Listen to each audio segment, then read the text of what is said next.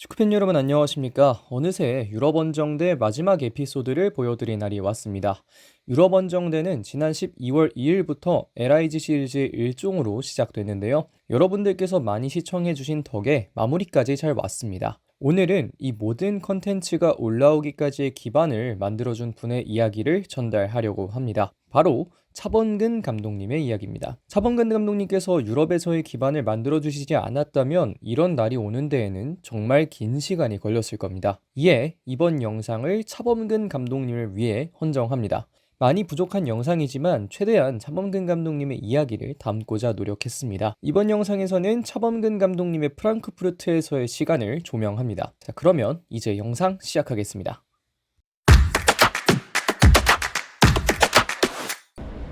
지금은 시내에 있는 프랑크푸르트의 굿즈 매장을 한번 가볼까 합니다. 지금이 금요일인데 일요일에 프랑크푸르트 구장 투어를 하기 때문에 구장 투어 갈 때 차 감독님 유니폼 입고 가면 뜻깊을 것 같다는 생각이 들어서 사러 가고 있습니다. 자, 굿즈 매장으로 가면서 한번 이야기를 시작해 볼까요? 차범근 감독님의 프랑크푸르트에서의 커리어는 우여곡절 끝에 시작됐습니다. 1978년 12월 당시 차범근 선수는 다름스타트로 이적하면서 유럽에서의 커리어를 시작하려 했습니다. 하지만 전혀 예상치 못하게 공군에서 당초 했던 약속을 깨고 5개월의 추가 복무를 명령하면서 다름스타트에서는 단 한 경기밖에 뛰지 못하고 다시 한국으로 돌아와야만 했습니다. 그 한 경기에서 좋은 모습을 보여줬었기에 더욱 아쉬움이 큰 상황이었습니다. 하지만 결국 돌아와야 했고 그렇게 5개월의 추가 복무를 진행한 후 1979년 6월이 되어서야 자유의 몸이 되었고 1979년 10월 프랑크푸르트에서의 테스트에서 좋은 모습을 다시금 보여주시면서 구단의 첫 비유럽 선수로 프랑크푸르트에 입단하게 됩니다. 그리고 이 선택은 프랑크푸르트가 내린 선택 중 최고의 선택이 됐죠. 입단에 관한 이야기는 이쯤 하고 다시 굿즈 매장으로 돌아가 볼까요?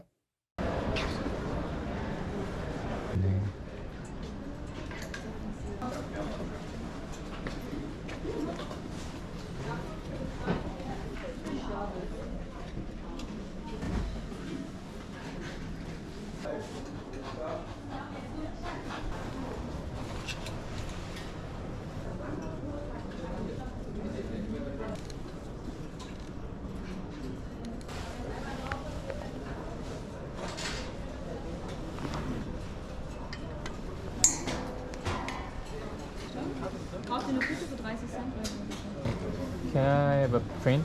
Yes. Okay. Your own name or player name? Own name. It takes 20 minutes.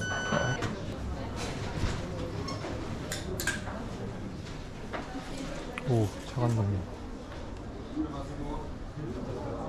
Thank you.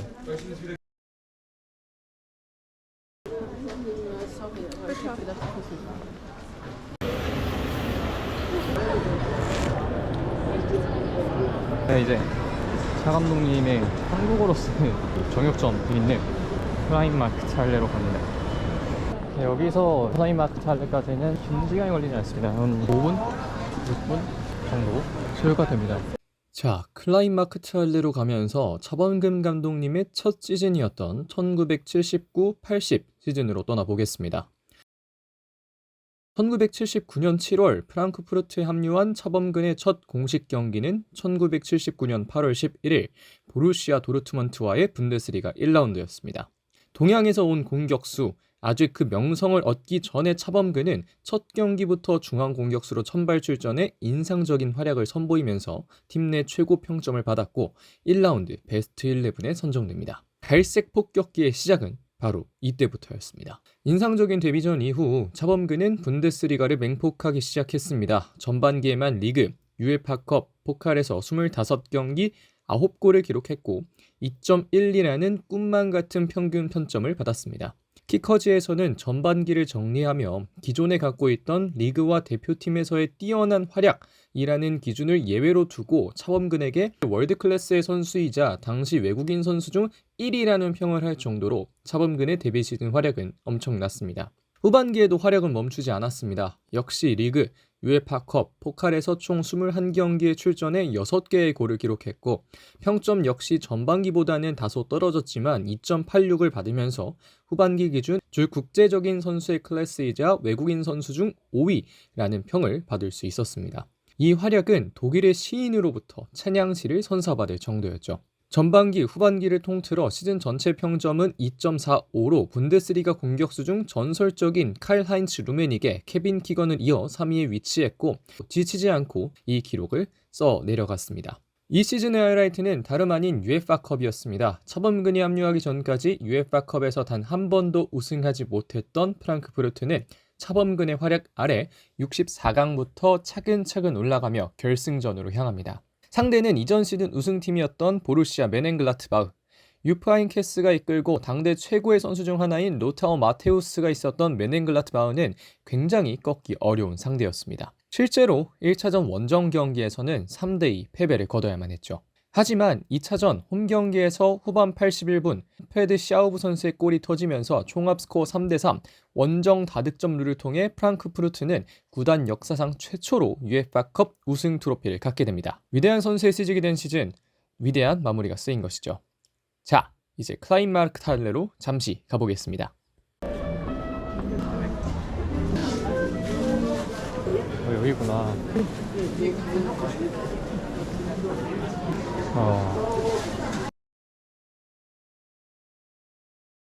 근데 한국 사람들이 많이 오나 봐. 한국어로 된 간판이 한두 개씩 있어요.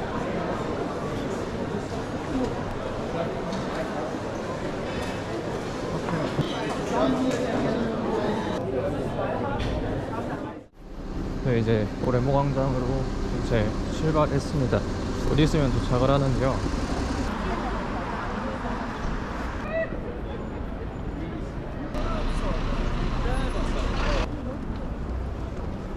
지금 보이는 저 위쪽의 건물, 이 깃발들이 매달려 있는 건물이 프랑크푸르트의 시청으로 활용이 되고 있습니다. 선수들이 우승을 하면 올라간다니 한번 쭉 둘러볼까요? 프랑크푸르트 레머라는 건물이 있는 공간이기 때문에 여기가 또 레머 광장이다 인지를 할 수가 있습니다. 앞쪽에 보이는 이 건물들, 이 유럽 건축의 특성을 굉장히 잘 보여주는 건물이자 프랑크푸르트의 특색을 잘 담고 있는 공간이 또 레머 광장이겠습니다. 얘한테 잘 다 잠길지 모르겠네. 여기 오면 이제 나 프랑크푸르트 와봤다 라고 이야기할 수 있는 겁니다. 차범근 감독님께서 트로피를 올리셨던 공간에 왔으니 그 시즌의 이야기를 해보도록 하겠습니다.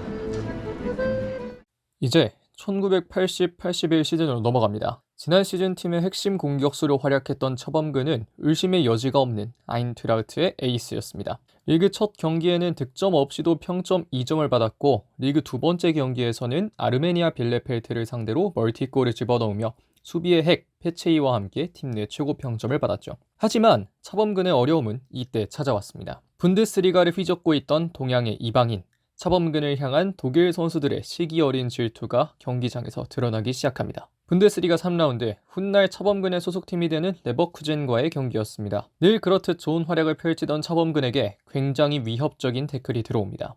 레버쿠젠 센터백 겔스도르프가 차범근에게 비신사적인 반칙을 했고 차범근은 요추골 골절이라는 큰 부상을 겪게 됩니다. 팀은 고소를 준비했고 겔스도르프를 향한 살해 협박이 끊이지 않았습니다. 하지만 차범근은 그를 용서하며 고소를 취하했죠. 이러한 차범근의 대인배적인 요소는 독일 팬들의 차범근에 대한 사랑을 더욱 증폭시켰습니다. 이후 약 한 달이 지나 8라운드 듀스부르크와의 경기에서 복귀전을 치렀고 2연승을 이끌었죠. 하지만 또 한 번의 도전이 그에게 찾아옵니다. 복귀 후 세 번째 경기였던 카이저슬라우테른과의 10라운드 경기였습니다. 한스페터 브리겔이 차범근의 허벅지를 들이받았고 결국 다시 한번 차범근은 부상을 겪어야만 했습니다. 세 번째 경기에서 드디어 공격 포인트도 기록했고 결과적으로는 평점 1점을 받았기에 더욱 아쉬운 부상이었습니다. 이번에는 2주가 지나 그라운드에 복귀했지만 차범근이 받았을 정신적 충격은 상상할 수 없을 정도였습니다.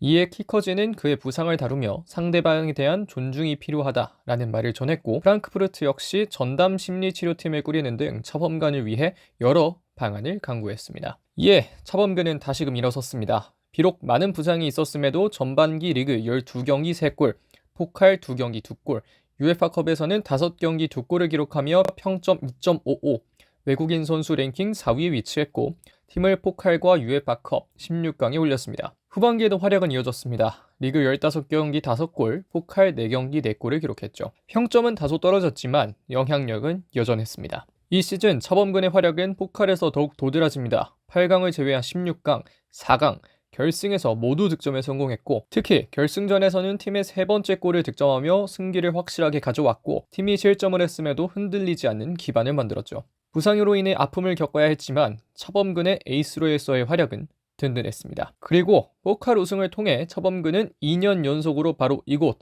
뢰머 광장에서 프랑크푸르트 시민들과 함께 우승의 기쁨을 만끽했습니다. 사실 프랑크푸르트라고 하면 축구 팬들에게 많이 알려진, 특히 한국 팬들에게 많이 알려진 건 한 지하철역에 있는 프랑크푸르트의 역대 베스트 11을 기둥에다가 그려놓은 그 지하철역이 유명한데요. 그 지하철역으로 이동을 해볼 겁니다. 자, 이제 세 번째 시즌인 1981-82 시즌을 이야기를 해보도록 하겠습니다. 이 시즌은 차범근의 프랑크푸르트 커리어에서는 가장 조용한 시즌 중 하나였지만 그럼에도 불구하고 차범근의 활약이 미비했던 것은 아니었습니다. 이제 차범의 활약은 상수로서 아인트라우트 팬들에게 다가서고 있었습니다. 하지만 지난 시즌의 연이은 부상과 심리적 어려움은 차범근에게도 어느 정도 영향을 미쳤는데요. 시즌 초반 차범근은 짧은 시간만을 소화하고 교체 아웃되거나 3경기를 연속으로 출전하지 않는 등 어려운 시간도 겪었습니다. 우리가 알던 차범근의 모습은 쉬이 돌아오지 않았죠. 하지만 이게 차범근의 하락세를 의미하는 것은 아니었습니다. 차범근의 아픔을 알고 있던 선수들이 감독에게 건의해 그에게 휴식 시간을 부여했고 부흐만 감독 역시 차범근에게 이전과 같은 폭발적 움직임과 동시에 어시스트에도 집중하도록 했죠. 우리가 알던 차범의 모습이 가져올 폭발적 파급 효과의 반대급부인 부상을 걱정했던 것입니다. 이렇게 팀으로부터 여러 관리를 받고 있던 차범근은 다시 한번 힘을 내기 시작합니다. 그가 다시 선발로 복귀한 분데스리가 6라운드, 차범근은 전반 40분 선취골을 기록하며 부활의 신호탄을 쏘아올립니다. 이후에도 꾸준히 출전하며 공격 포인트를 기록한 차범근은 급기야 한 경기 4개의 공격 포인트를 기록하며 팀의 9대2 승리를 이끌기도 했는데요. 이는 우리가 알던 차범의 복귀로 많은 사람들의 이목을 끌었습니다. 비록 이 시즌은 평점이 이전보다는 낮았고 트로피도 들지 못했지만 여전히 리그 내에서는 경쟁력 있는 자원이라는 평가를 받았으며 리그 내 외국인 선수 랭킹에서는 여전히 7위 안에 자리했습니다. 어떻게 보면 이 시즌은 조용했지만 오히려 차범근이 여러 역할을 모두 수행할 수 있는 다재다능한 선수라는 것을 다시 한번 증명한 시즌이었다고도 할 수 있는 시간이었습니다. 프랑크푸르트에서 정말 차범근이라는 선수는 굉장히 중요한 위치를 차지하고 있는 플레이어였다고 너무나 당연하게 이야기를 할 수 있을 것 같습니다. 그렇기 때문에 저희가 지금 가고 있는 이 빌리 브란트 플라츠 역에도 차범 감독님의 선수 시절 사진이 그려져 있는 거고요. 그 이전에 제가 호텔에도 한번 여의도 갔다 온 적이 있는데 여기도 여의도 같은 곳이네요. 빌딩들, 그리고 여기가 경제의 중심지라는 것부터도 여의도를 떠오르게 하는 그런 매력이 있습니다. 여기로 이렇게 내려가면 나을 것 같습니다.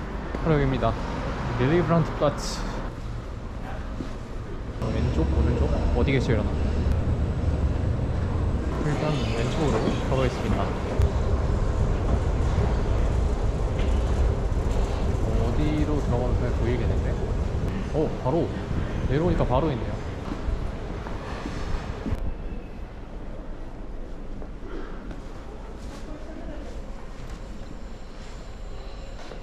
아인트라흐트 프랑크푸르트를 빛냈던 인물들을 다 이렇게 기억의 벽처럼 전시를 해놓고 있습니다.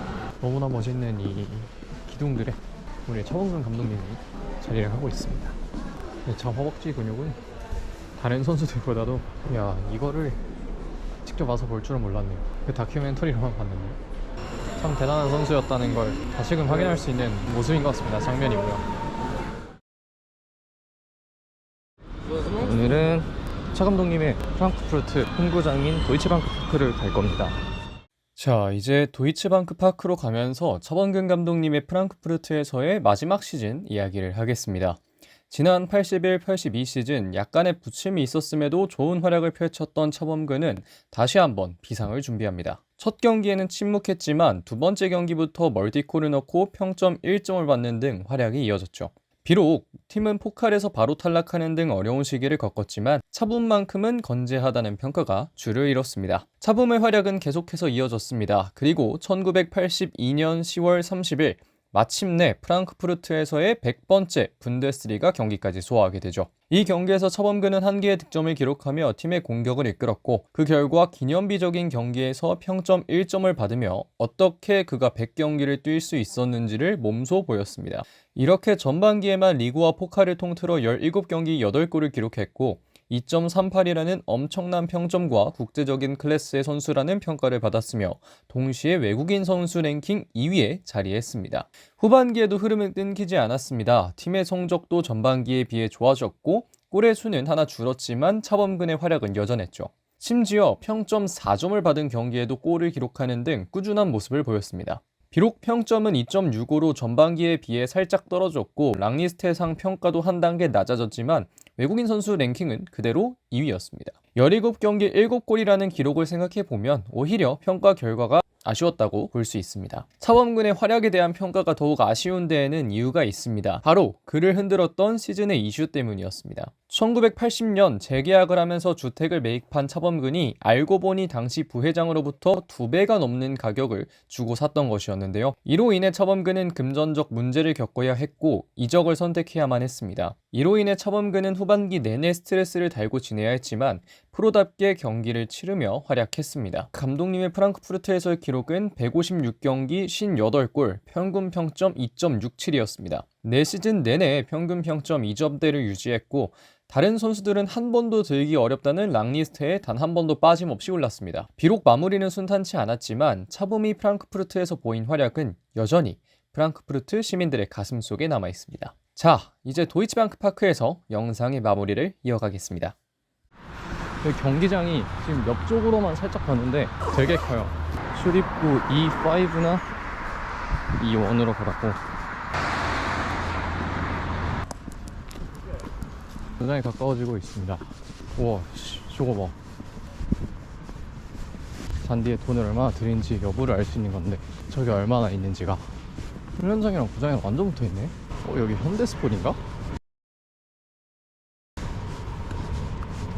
뮤지엄으로 가볼게요.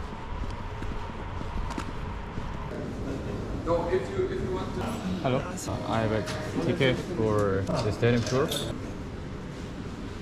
카메라 촬영은 안 된다고 하니까 저 혼자 돌아보겠습니다.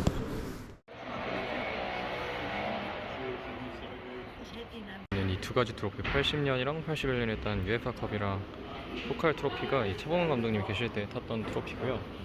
그리고 특히 이 포칼 결승전 차범근 감독님이 득점해서 이 쐐기골 넣고 이제 우승을 했던 게 또 이때 든 우승컵이 이거기도 합니다. 네, 차 감독님 얘기가 많이는 없어서 살짝 아쉽다. 여기 차범근 감독이 있다. 80년도.